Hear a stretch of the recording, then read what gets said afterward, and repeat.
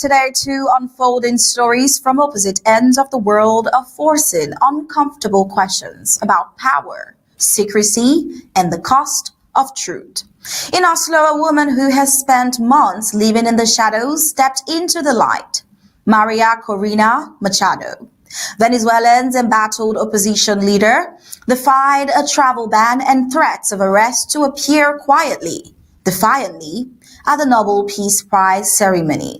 But what does it mean when a political figure must flee her own country's persecution just to receive an international honor? And if a Nobel Peace Prize winner cannot safely walk the streets of her homeland, what does that say about the future of democracy in Venezuela? Meanwhile, across the Atlantic, another veil is being pulled back. A federal judge in Manhattan has ruled that long-sealed records from the 2019 Jeffrey Epstein sex trafficking investigation must finally be released. How many powerful figures will be implicated when these documents become public? How deep does this network go, and what truths have been buried for years behind closed courtrooms and redacted files? Well, as one woman risks everything to expose authoritarian abuses, another case threatens to expose a different kind of corruption, the kind that hides behind privilege, celebrity, and influence. So today we ask, what happens when secrecy can no longer protect the powerful, and who stands to lose most when the truth comes out? Well, welcome to the Flash News. I am Star Smart. Let's begin.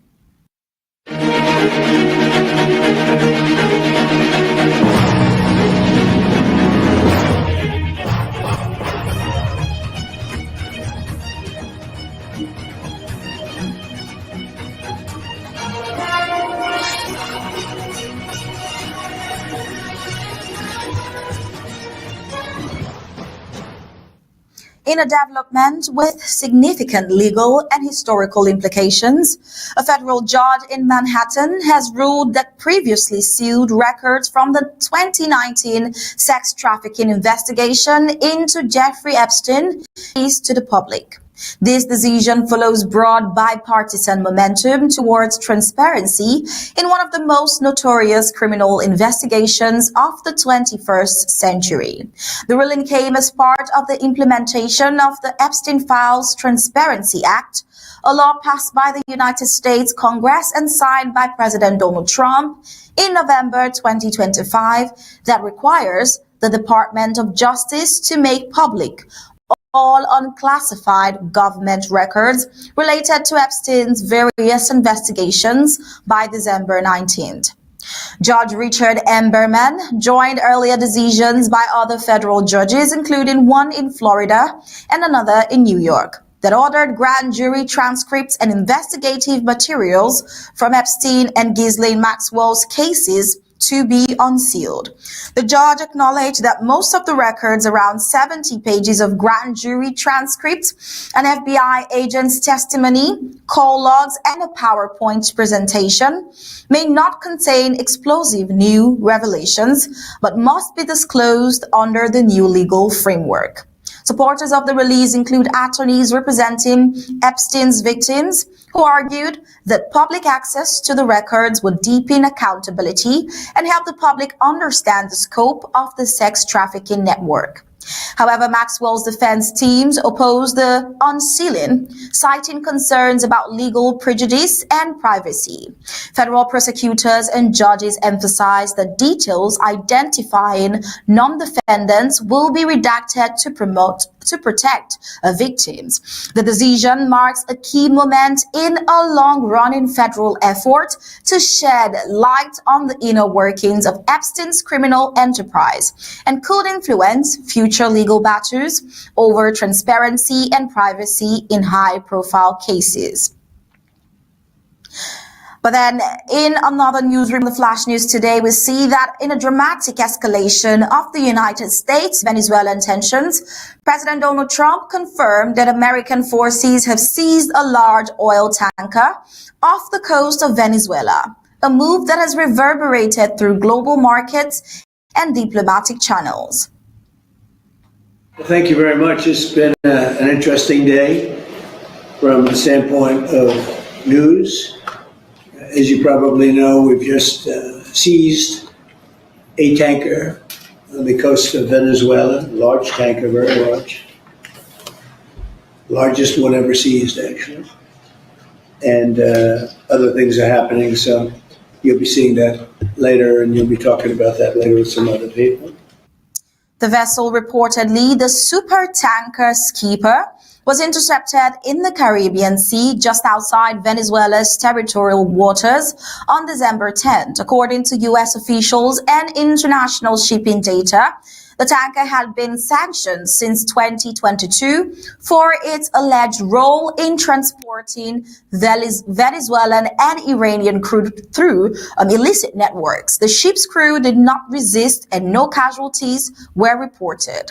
President Donald Trump described the seizure as justified, saying the tanker was taken for a very good reason, and indicated that the United States intend to retain the cargo. This action represents the first major interdiction of Venezuelan crude under the United States sanctions since 2019. And national oil markets saw prices momentarily spike on the news before easing as investors monitored geopolitical fallout and unrelated developments, such as the Russian-Ukraine peace talks. Caracas condemned the operation as international piracy, with Venezuelan President Nicolas Maduro and his government leaders accusing Washington of nakedly violating sovereignty and stealing Venezuelan resources. These accusations come amid an already tense standoff between the two nations, characterized by the United States sanctions, naval deployments in the region, and Trump's sharp policy pressure on Maduro's government. Shipping analysts also noted that the seizure could have broader implications for the so-called shadow fleet of more than 30 sanctioned vessels operating around Venezuela, potentially deterring them from entering the nation's waters and complicating crude exports. And more of Venezuela we see earlier. While anticipating the Nobel Peace Prize award ceremony, we heard this announcement from the chair of the Norwegian committee, Jørgen Watne Fridnes. Let's take a listen. Hello, everyone.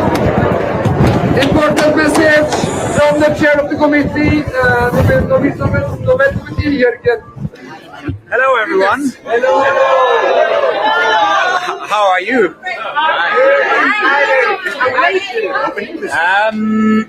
I can confirm that Maria Corina Machado has arrived in Oslo. She is on her way here, but she will go straight to meet her family. Yes. There will be no meeting today. We will come back to you all with the program for tomorrow. But for now, I just want to thank you for a wonderful day. There are not the possibility to stay here anymore. Thank you so much for coming. Thank you all for being here. And hopefully we'll see you all tomorrow. Courtesy of Dawn News, we got our hands on that clip of the chair of the Norwegian committee. Now, following that announcement, Venezuelan opposition leader Maria Corina Machado, who has spent more than a year mostly in hiding under threat of prosecution by the Nicolas Maduro government, successfully reached Oslo following a covert journey out of Venezuela. Her arrival was confirmed early on Thursday after she missed Wednesday's Nobel Peace Prize ceremony, an award she won for her advocacy for democracy and human rights.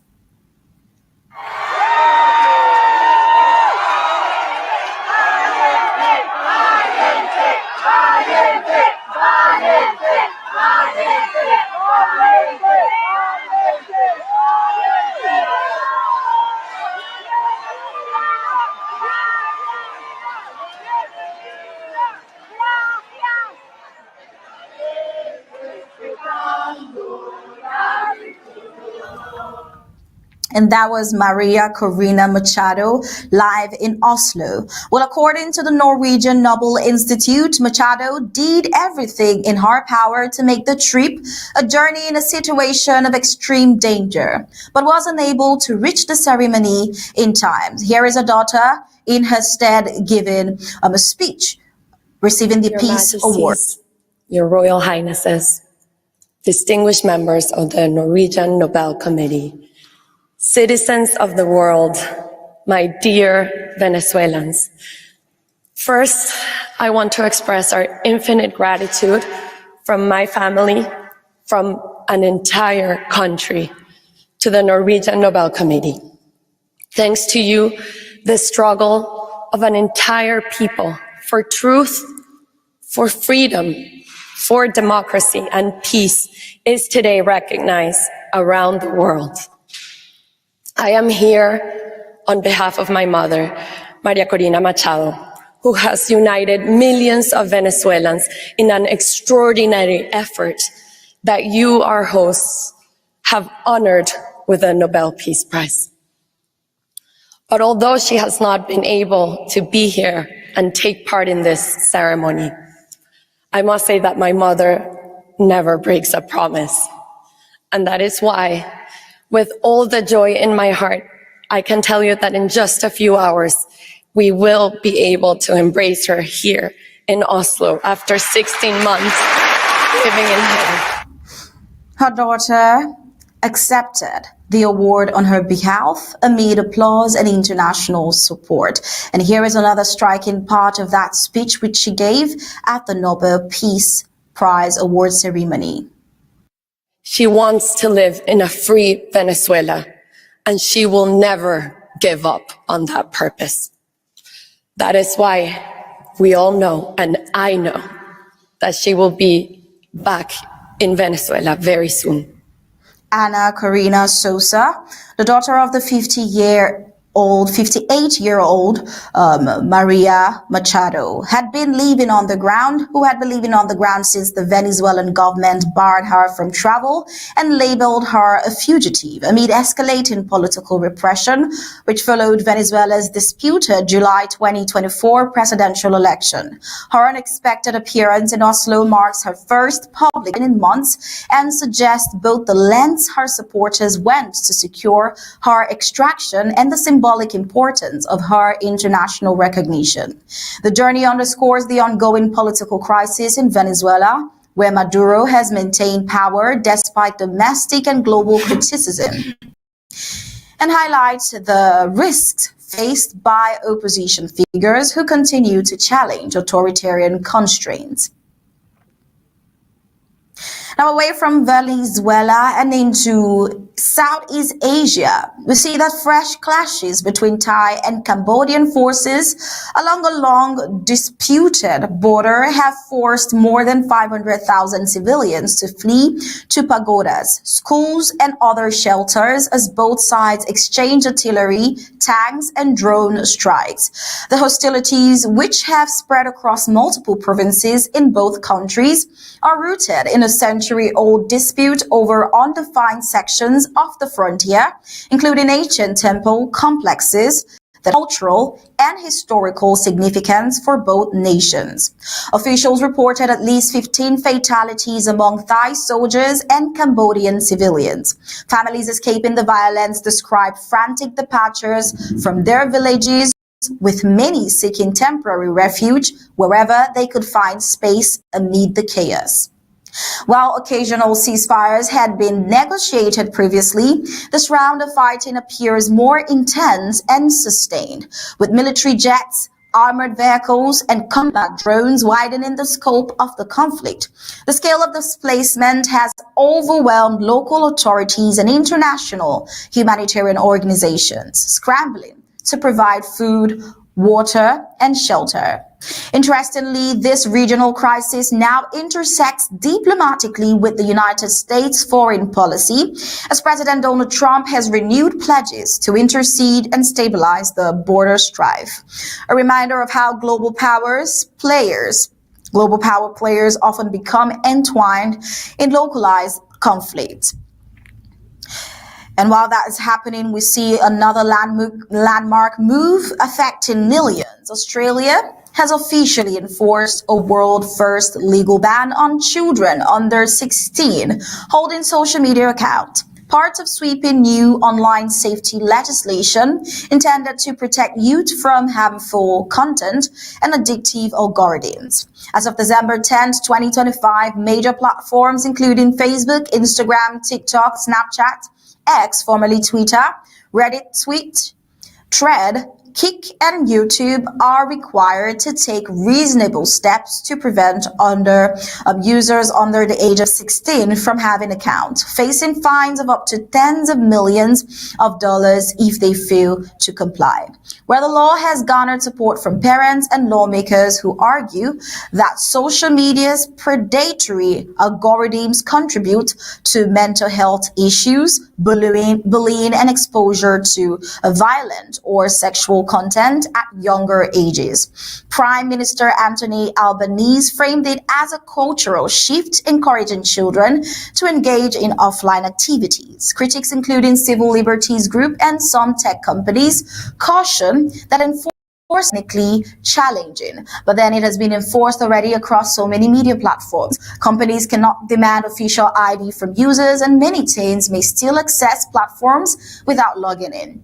Legal challenges have already been filed, with opponents arguing the law infringes on free expression and political communication rights.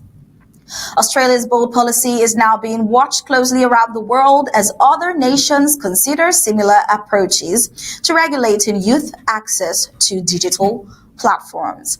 Now, whether this marks the start of a global shift in digital responsibility or sparks debate over freedom and oversight, only time will tell. For now, these are the latest on today's Flash News. Do have a pleasant day.